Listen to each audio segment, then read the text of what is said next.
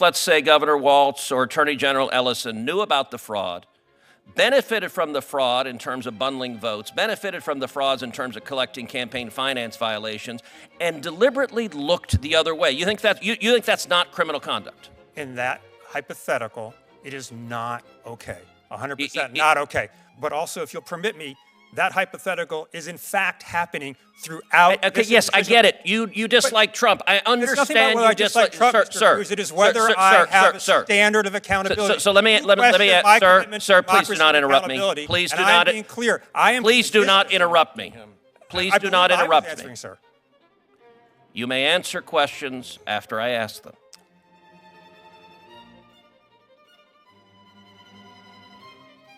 You've heard the evidence and testimony about daycare centers with no children, with no toys, with no facilities, with windows that are blacked out. Do you believe it is possible that the officials sending millions of dollars to those fake daycare centers and fake autism centers didn't know what was going on? Well, what I heard was claims about that, and I too have watched the video. We're both parents. I'm glad that the child care centers don't open their door for someone who's knocking there. I don't view that as evidence that the child care centers are fake child care centers, although I'm sure there are some.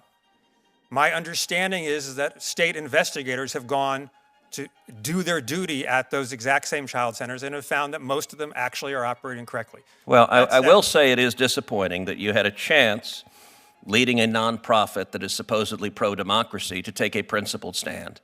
Instead, you decided to defend the Somali fraudsters because it benefits elected Democrats. That's disappointing. But you know what? I'm going to give you something you're going to like, an opportunity to say all the ways you dislike President Trump, because I'm going to recognize the ranking member who will surely ask you why Trump is terrible and do everything you and he can do to change the topic from the actual topic of this hearing. Ranking member Whitehouse. Before we get to that,